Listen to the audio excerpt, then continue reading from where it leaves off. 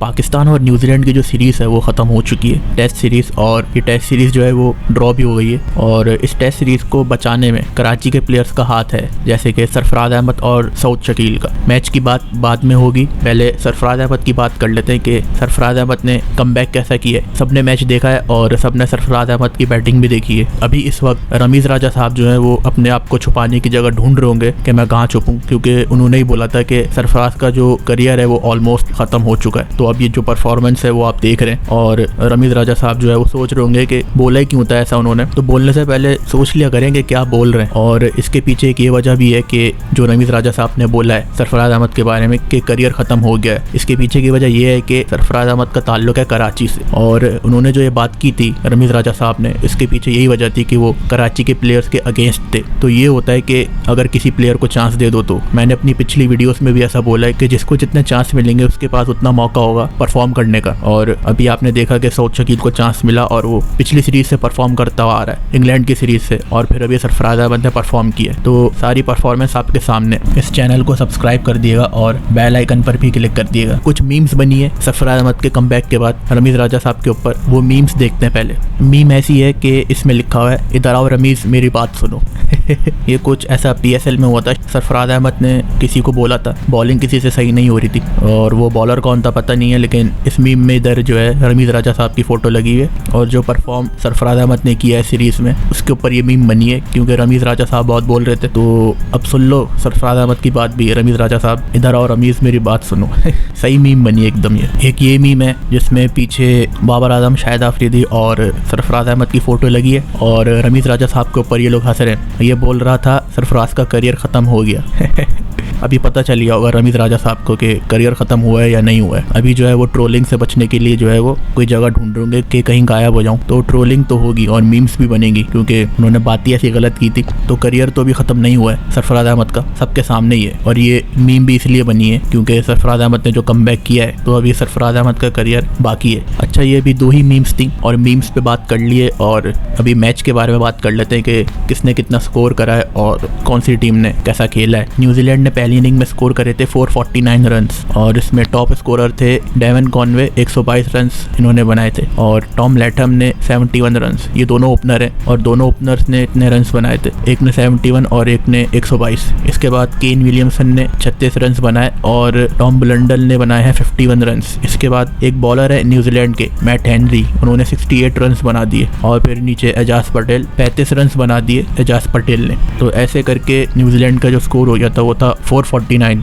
Bowling की बात करें पाकिस्तान की, तो पहली इनिंग में नसीम शाह ने 3 विकेट्स लिए, अबरार अहमद 4 विकेट्स। अबरार अहमद तो छाए हुए और ये भी कराची के प्लेयर हैं। अभी आप देख लो कराची के प्लेयर की परफॉर्मेंस कैसी है। अबरार अहमद की परफॉर्मेंस ऐसी ही थी पिछले मैचेस में भी।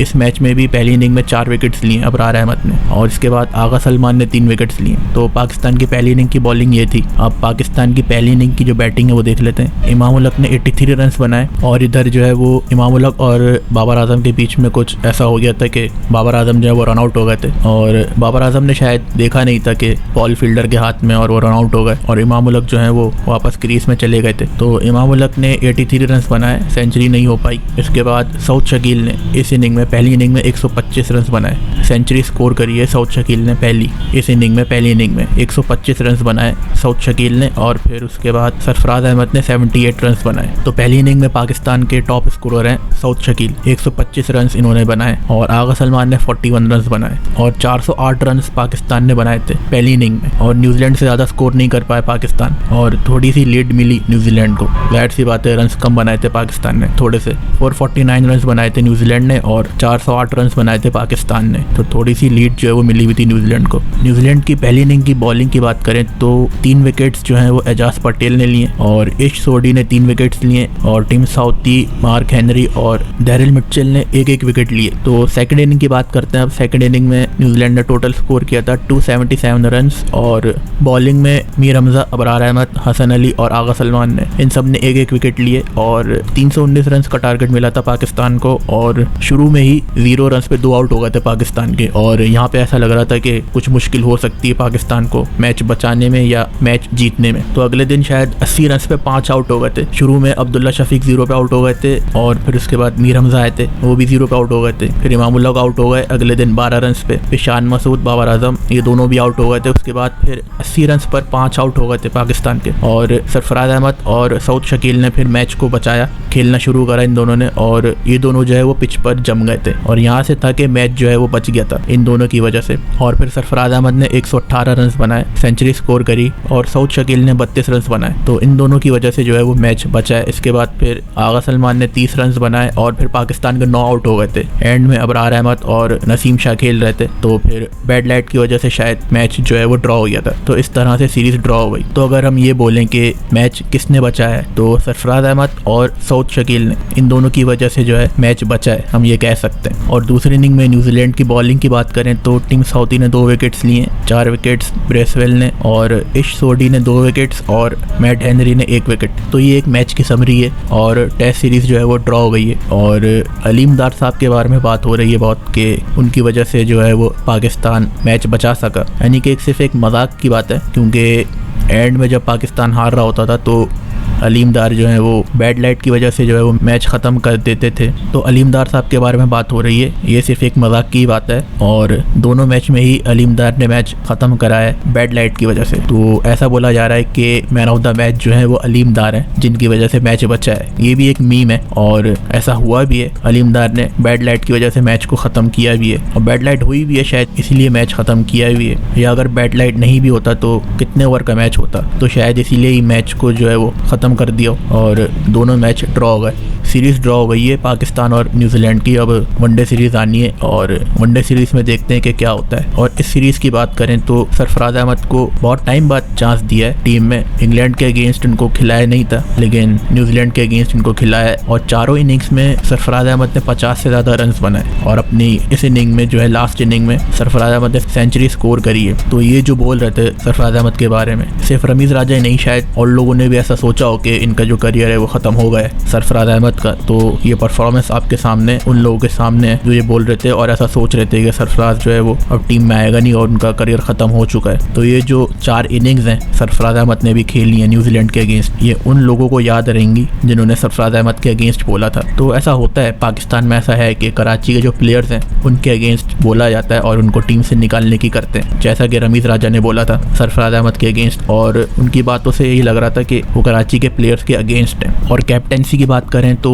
सरफराज अहमद के बारे में ऐसा कहा जा रहा है कि सरफराज अहमद को कैप्टन बना देना चाहिए और बाबर आजम को निकाल देना चाहिए। सरफराज अहमद को अगर दोबारा कैप्टन बना भी देते हैं तो फिर भी इनके साथ ऐसा हो सकता है कि ये कराची के प्लेयर हैं तो इनको वापस निकाल देते हैं। और इससे पहले भी ये कैप्टन थे और चैंपियंस ट्रॉफी भी जितवाई थी सरफराज अहमद ने, और दूसरी सीरीज भी जितवाई थी, और काफ़ी मैचेस भी जितवाए थे सरफराज अहमद ने। उसके बाद भी इनको टीम से निकाल दिया था, कैप्टनसी से हटा दिया था। तो अगर बाबर आजम के अलावा अगर कोई दूसरा ऑप्शन है तो वो सरफराज अहमद ही है, और सरफराज अहमद पर कैप्टनसी सूट भी करती है, लीडरशिप की क्वालिटी उनके अंदर है। तो अगर बाबर आजम को हटाने का ऐसा हो कैप्टनसी से तो फिर सरफराज अहमद को ही कैप्टन बना देना चाहिए। लेकिन अभी ऐसा लगता नहीं है कि बाबर आजम को हटाएंगे कैप्टनसी से, और शाहिद अफरीदी ने भी अभी ऐसा बोला है कि बाबर आजम को ही हम सपोर्ट करेंगे और वही कैप्टन रहेंगे। और अभी प्रेस कॉन्फ्रेंस में भी सरफराज अहमद से पूछा था सवाल कैप्टनसी के बारे में, तो उन्होंने भी ऐसा ही बोला है कि अभी बाबर आजम को ही सपोर्ट करेंगे और वही कैप्टन रहेंगे अभी। तो कैप्टन तो भी खैर बाबर आजम ही रहने वाले हैं आगे भी, और सरफराज को अगर कैप्टन नहीं बना रहे हैं तो फिर सरफराज को टीम में खिलाना ज़रूरी है क्योंकि वो परफॉर्म कर रहे हैं, और सबने परफॉर्मेंस देखी है सरफराज अहमद की न्यूजीलैंड के अगेंस्ट।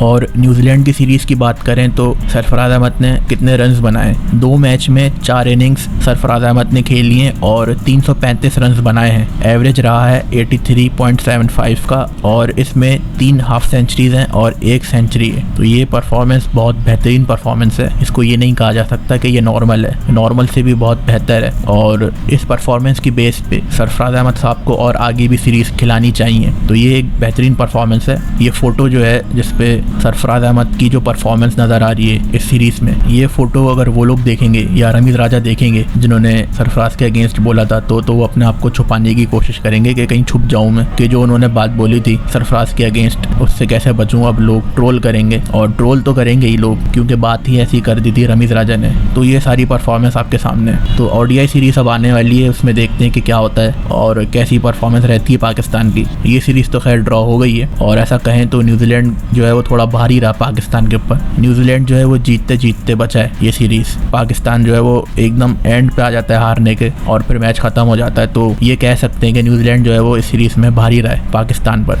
और इस मैच में जो दूसरा मैच हुआ है पाकिस्तान और न्यूजीलैंड का, उसमें मैन ऑफ द मैच जो है वो सरफराज अहमद है और इस सीरीज़ में मैन ऑफ द सीरीज़ भी सरफराज अहमद ही हैं। तो ये एक बड़ा अच्छा कमबैक है सरफराज अहमद की तरफ से। और सरफराज अहमद ने इस परफॉर्मेंस से मुंह भी बंद कर दिया उन लोगों का जो सरफराज अहमद के अगेंस्ट बोल रहे थे। तो बात होती है चांस देने की। अगर प्लेयर को चांस ज़्यादा मिलेंगे तो वो परफॉर्म कर भी पाएगा, उसके पास मौका होता है परफॉर्म करने का। ऐसा हो जाता है कि कभी परफॉर्म नहीं कर पाता है प्लेयर, लेकिन एक ऐसा भी एक वक्त आता है कि वो परफॉर्म कर रहा होता है। तो सारी बात है चांस देने की। तो अब देखते हैं कि ODI सीरीज़ कौन सी टीम जीतती है। इस वीडियो को लाइक कर दिएगा और इस चैनल को भी सब्सक्राइब कर दिएगा।